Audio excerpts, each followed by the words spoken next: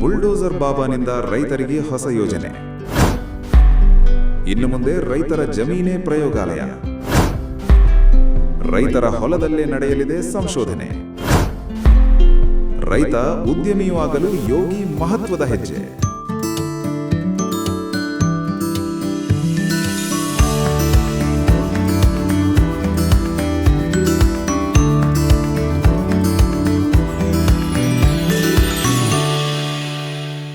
ಭಾರತದ ಕೃಷಿ ಕ್ಷೇತ್ರದಲ್ಲಿ ಈಗ ದೊಡ್ಡ ಬದಲಾವಣೆಯ ಗಾಳಿ ಬೀಸುತ್ತಿದೆ. ಉತ್ತರ ಪ್ರದೇಶದ ಯೋಗಿ ಆದಿತ್ಯನಾಥ್ ಸರ್ಕಾರ ರೈತರ ಆದಾಯವನ್ನು ದ್ವಿಗುಣಗೊಳಿಸಲು ಮತ್ತು ಕೃಷಿಯಲ್ಲಿ ಸ್ವಾವಲಂಬನೆ ಸಾಧಿಸಲು ಒಂದು ಅದ್ಭುತ ಮಾದರಿಯನ್ನು ಪರಿಚಯಿಸಿದೆ. ಅದೇ ಲ್ಯಾಂಡ್ ಈಸ್ ಲ್ಯಾಬ್, ಅಂದ್ರೆ ನಿಮ್ಮ ಜಮೀನೇ ಪ್ರಯೋಗಾಲಯ. ಏನಿದು ಲ್ಯಾಂಡ್ ಈಸ್ ಲ್ಯಾಬ್?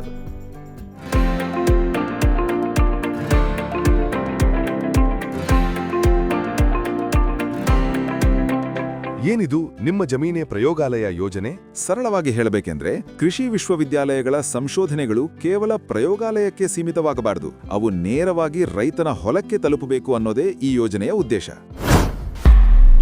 ರೈತರ ಹೊಲಗಳೇ ಪ್ರಯೋಗಾಲಯಗಳು. ಯಾವ ಬೆಳೆ ಬೆಳೆಯಬೇಕು ಎಂಬ ಮಾರ್ಗದರ್ಶನ, ಕಡಿಮೆ ವೆಚ್ಚದಲ್ಲಿ ಹೆಚ್ಚು ಇಳುವರಿ.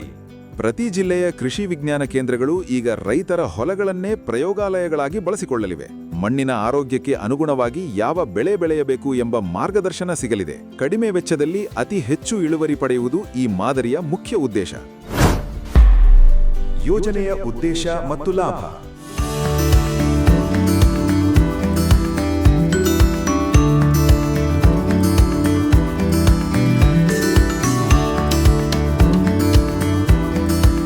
ಈ ಯೋಜನೆಯಡಿ ಯುವ ಕೃಷಿ ವಿಜ್ಞಾನಿಗಳು ಮತ್ತು ವಿದ್ಯಾರ್ಥಿಗಳು ನೇರವಾಗಿ ಹಳ್ಳಿಗಳಿಗೆ ತೆರಳಿ ರೈತರಿಗೆ ತಾಂತ್ರಿಕ ನೆರವು ನೀಡಲಿದ್ದಾರೆ. ಇದರಿಂದ ಆಗುವ ಲಾಭಗಳೇನು?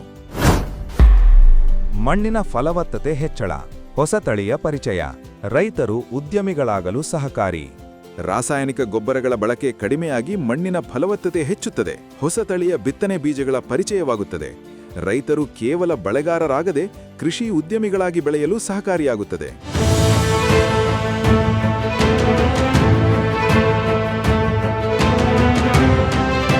ಯೋಗಿ ಆದಿತ್ಯನಾಥ್ ಅಂದ್ರೆ ಬುಲ್ಡೋಸರ್ ಕಾರ್ಯಾಚರಣೆ, ಕ್ರಿಮಿನಲ್ಗಳಿಗ ಸಿಂಹ ಸ್ವಪ್ನ.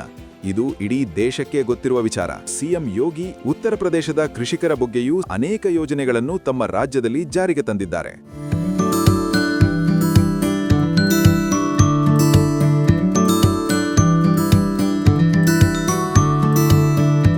ಉತ್ತರ ಪ್ರದೇಶ್ ಭಾರತದ ಆಹಾರದ ಬಟ್ಟಲು ಎಂದೇ ಖ್ಯಾತಿ.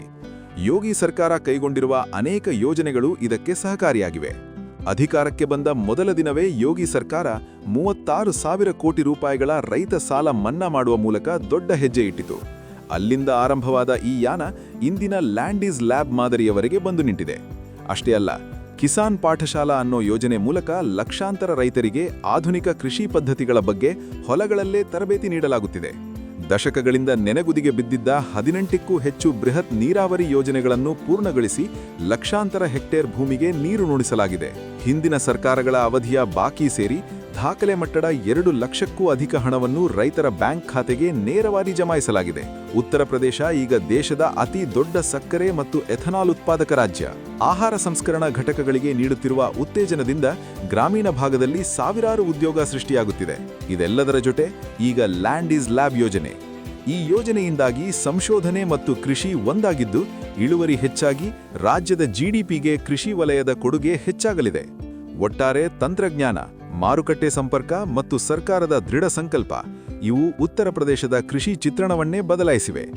ಲ್ಯಾಂಡ್ ಈಸ್ ಲ್ಯಾಬ್ ಮೂಲಕ ಪ್ರತಿ ಹೊಲವೂ ಒಂದು ಸಂಶೋಧನಾ ಕೇಂದ್ರವಾಗುತ್ತಿರುವುದು ಭಾರತದ ಕೃಷಿ ಇತಿಹಾಸದಲ್ಲಿ ಒಂದು ಹೊಸ ಅಧ್ಯಾಯವೆಂದೇ ಹೇಳಲಾಗುತ್ತಿದೆ.